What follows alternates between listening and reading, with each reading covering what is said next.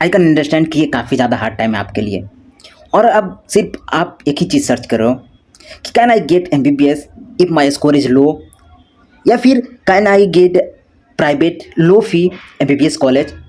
तो बिलीव करो कि अगर आप कितना भी कम MBBS कॉलेज में जाओगे लो फी, तो 10 लाख से ऊपर ही जाने वाला है MBBS के लिए। आप अब्रॉड के आप देखते ही होंगे कि कितने इसके फ़ी होने वाला होते हैं।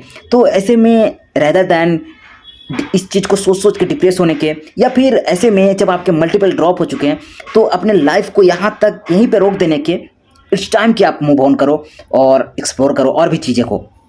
तो ऐसे में हम बात करेंगे बी फार्मा और PPT की, क्योंकि ये भी एक अच्छे करियर स्कोप है और इसका भी फ्यूचर ब्राइट है। Let me show you. अगर हम बी फार्मा की बात करें तो बैचलर ऑफ फार्मेसी होता है, वहीं BPT का होता है बैचलर ऑफ फिजियोथेरेपी। दोनों ही अंडर ग्रेजुएट डिग्री प्रोग्राम है जो कि हेल्थ केयर सेक्टर में कराए जाते हैं, but they cater to different aspect of patient care.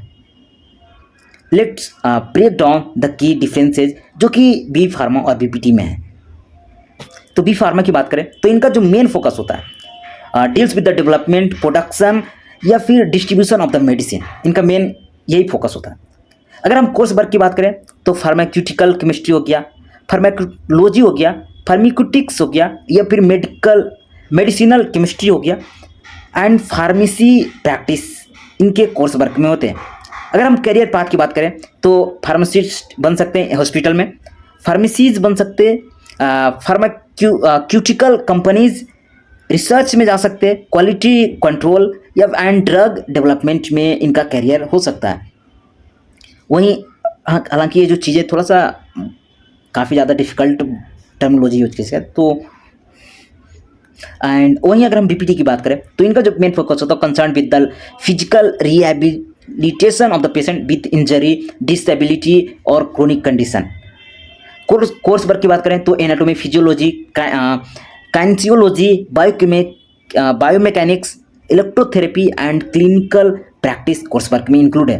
Career path की बात करें तो फिजियोथेरेपिस्ट बन सकते हो हॉस्पिटल में, क्लिनिक्स खोल सकते खुद का, स्पोर्ट्स टीम में आप ज्वाइन कर सकते हो, या फिर गेरिएट्रिक्स केयर रिहेबिलिटेशन सेंटर में भी आपके करियर पाथ हो सकते हैं। अब ऐसे में जब हमने दोनों ही चीज़ों को डिफ्रेंशिएट कर दिया कि इन दोनों में क्या अंतर है, कन्फ्यूजन वन ओवर कि बीच वन टू चूज और बीच वन इज मोर बेटर, तो बीच वन टू चूज। तो जो बेस्ट चॉइस है डिपेंड करता है on interest and career aspirant.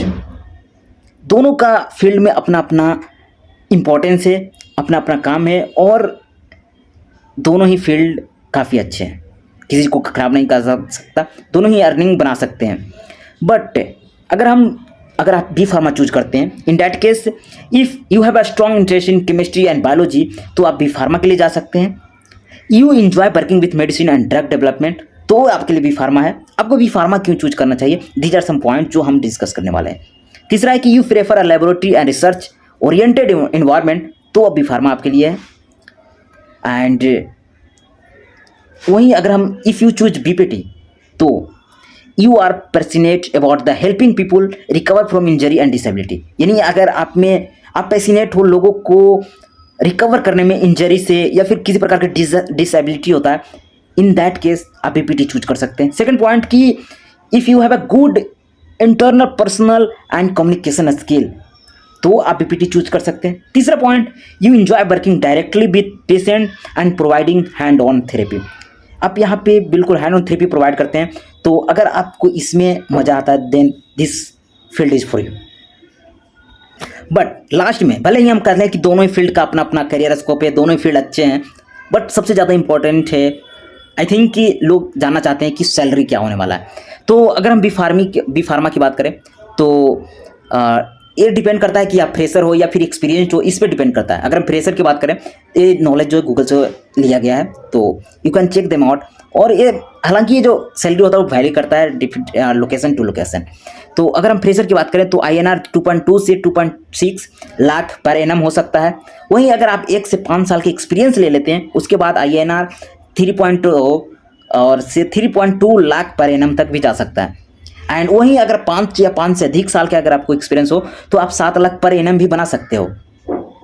And वहीं अगर हम फिजियोथेरेपिस्ट की बात करें तो 4 से 9 साल के एक्सपीरियंस के बाद वो एवरेज 2.8 लाख पर ईयर बना सकते हैं, और उससे ज़्यादा एक्सपीरियंस पे वो 7 लाख पर एनम भी पर ईयर भी बना सकते हैं। ये सब चीज़ें एक्सपीरियंस पे डिपेंड करती है और लोकेशन टू लोकेशन वेरी करती है। अकॉर्डिंग टू योर इंटरेस्ट आप चूज़ कर सकते हो।